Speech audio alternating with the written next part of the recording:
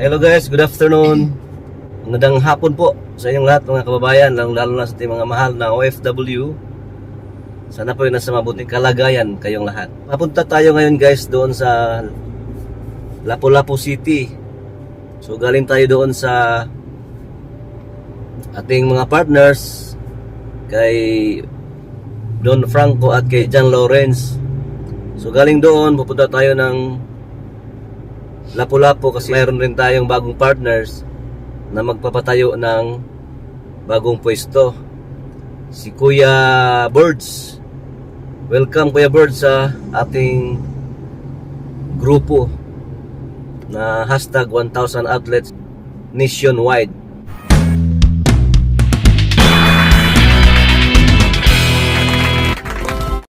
Sa mga interested magiging partners, i-text or i-message nyo ako dyan sa aking number na nasa screen. Guys, dito tayo ngayon sa dito tayo dumaan sa CCLEX, Cebu Cordova Link Expressway.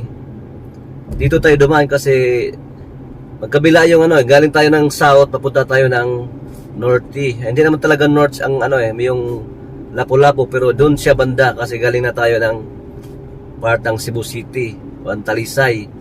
So since tawid tayo ng dalawang city, Cebu City at Mandawi, bago darating yung Lapu-Lapu, ito yung shortcut na pinakamadali na within 10 to 15 minutes nandoon na tayo sa Lapu-Lapu. So for the meantime, kwentuhan muna tayo about sa importance ng ating signage.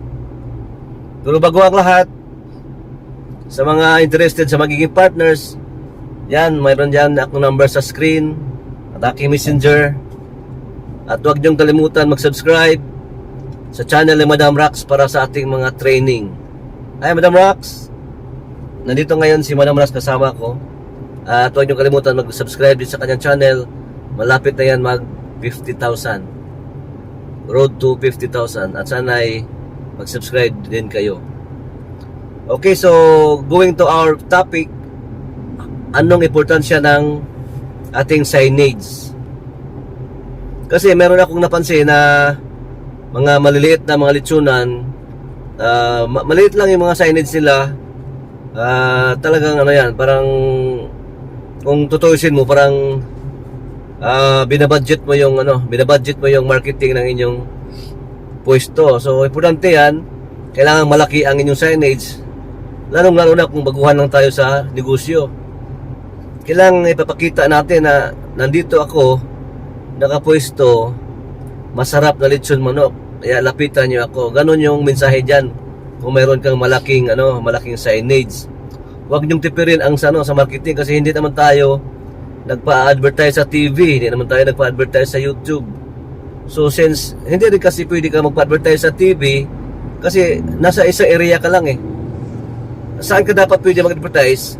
Kung doon ka nakapwesto, kung saan ka nakapwesto. So dapat palakihan mo yung signage mo, pagandahin mo para kaaya-aya at kakit-akit sa mga nakakakita, lalo na sa mga kuryoso. Ano ba yung nakalagay na malaking signage dyan? Ano ba yan? Oh, lechon manok yan. Ano ba yan? Malaking kumpanya. Ang laki-laki naman ng signage, baka masarap ng lechon manok dyan. So ganun ang mensahe niyan sa ating malalaking signage. Yan ang isang part ng marketing strategy na hindi alam ng iba. Kaya yung iba, gawa lang sila ng maliit na signage, basta lang mayroong signage. Pero malaking malaking importansya natin sa business niya na ipapakita mo. Dapat sa malayo pa lang, kitang-kita na ipwesto mo kung saan maganda tingnan ang inyong signage. Halimbawa, going to right, going home, nasa pwesto mo ay nasa kanan. Paglagay mo yan sa harapan ng signage, hindi mo makikita, hindi makikita ng customer. So lagyan mo nakaharap, nakaharap sa'yo. Kung mayroon sa harapan, mayroon din sa gilid, para yung mga taong papunta doon, going home, makita nila na mayroon dyan malaking signage, lechon manok pala yan. Ganoon din sa kabila, kahit doon papunta dito, sa lubong mo, para makita din yung mo, lalagyan din doon kabila ng signage. Kaya ang iba, gumagamit ng back to back. Ito sa atin, para makatipid tayo, kasi pag yung back to back, mahal po yun. Panaflexion. Ito sa atin, ordinary tarpaulin lang pero malalaking tarpaulin gamit natin para visible na mas mura na signage. So ganun guys, sana nakuha nyo yung importansya kung anong ibig sabihin ng malaking signage. Ganyan mga gawin nyo, kahit maliit yung pwesto nyo, bahala na, basta malaki yung signage nyo, yun ang importante para makita ng customer ang inyong tindahan na nandun ka, nakapwesto ka. Huwag nyong tipirin yan kasi gumagasto ka ng malaki sa inyong pwesto. Bumili ka ng griller, bumili ka ng freezer, nagre-renta ka, tapos pagdating sa advertisement, pagdating sa marketing, wala, hindi mo napasabi sa mga tao na nandito na ako, nagsisimula na ako dahil ang liit ng signage mo. Saan ba nila malaman yun? Hindi ka man nagpa-radyo, as I said, hindi ka nagpa-TV. So palakihan nyo ang inyong signage para kitang-kita ang inyong pwesto na nandito yan, nakapwesto kayo. Wala tayo pakialam kung anong sasabihin nila, malaking kumpanya ba kayo o maliit. Basta pagtingin na kasi malaking signage, sasabihin nila yan, malaking kumpanya. So may dating ang ating malaking signage. Okay? Yun lang muna guys, malapit na tayo sa Lapu-Lapu at titingnan natin pala yung pwesto ni Kuya Birds na gagawin pala ngayon. Today is magsimula pa lang. And then later part, siguro mga 1 week after, ipapakita ko rin sa inyo yung opinion niya at saka yung tapos na pwesto. As I said, tayo din ang pinapagawa ni Kuya Birds at tayo yung nagsisit up sa kanyang lechonan.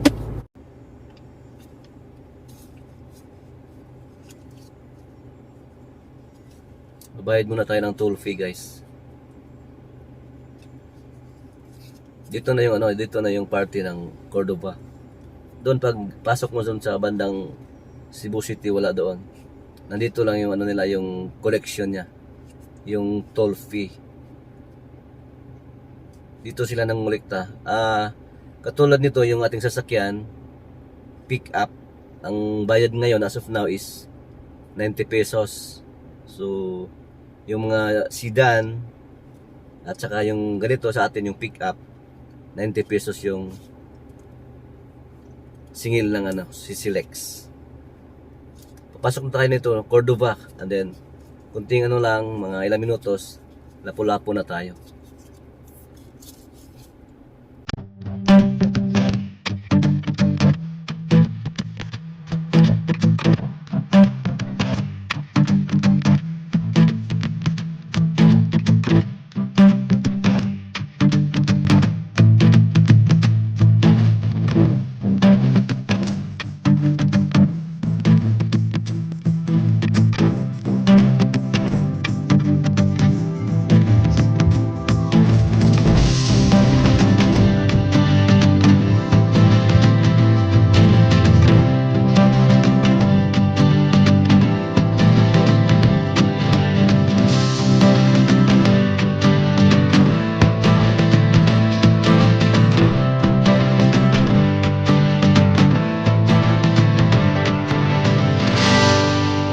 Ilang motor chip? 6 na sir, 16 na motor 5, motor 3.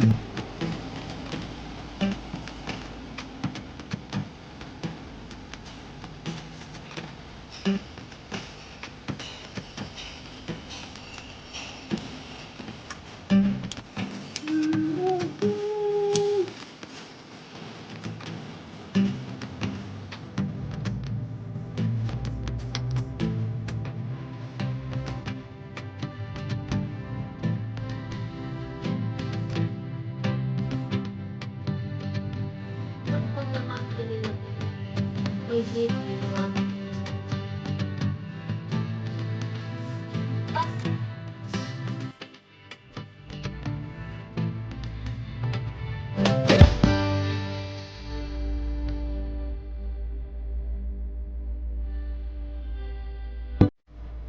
Service ka rin. Gracias.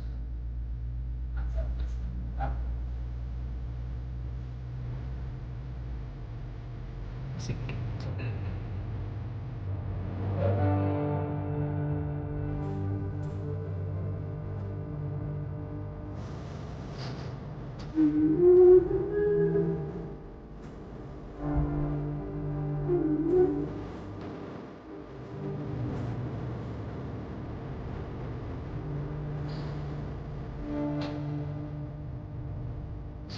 Ini guys yang ano, lato-lato si pasak karot, pasak palipon doon.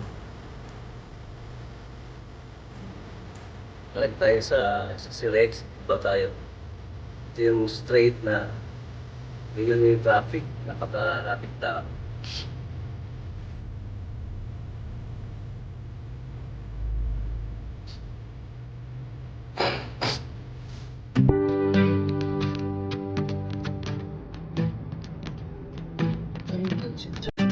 Senior kidro si checkpoint going and dapat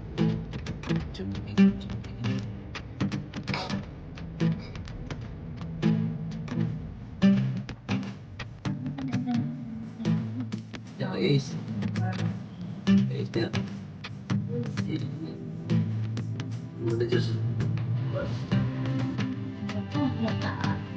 ano Yun. dapat Yun ba yan? Dato ito ba? Yes, yes.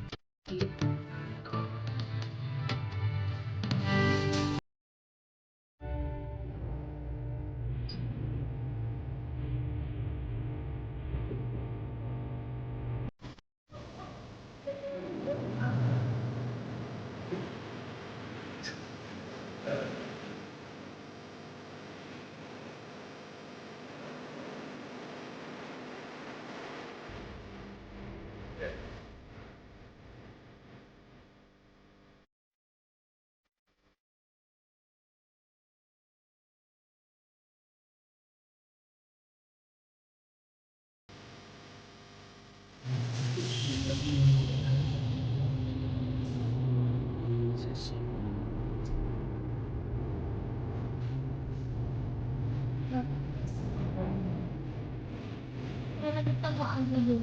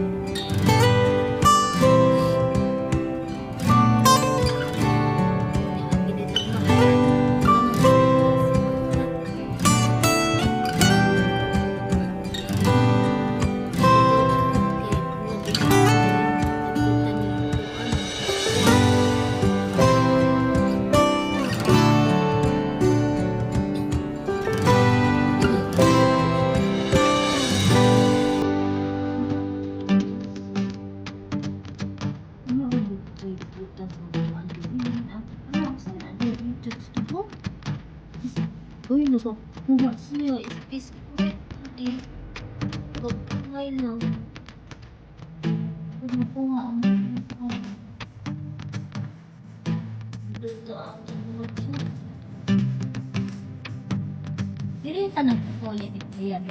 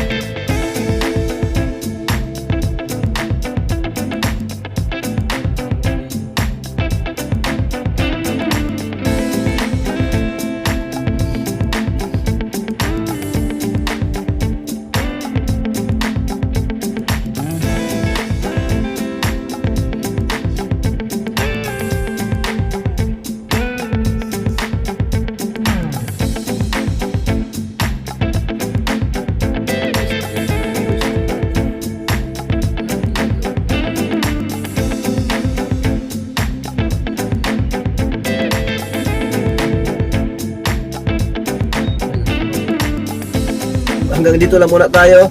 At huwag niyong kalimutan mag-like, subscribe sa ating channel at sa kay Madam Rax. Again, maraming salamat po at bye-bye.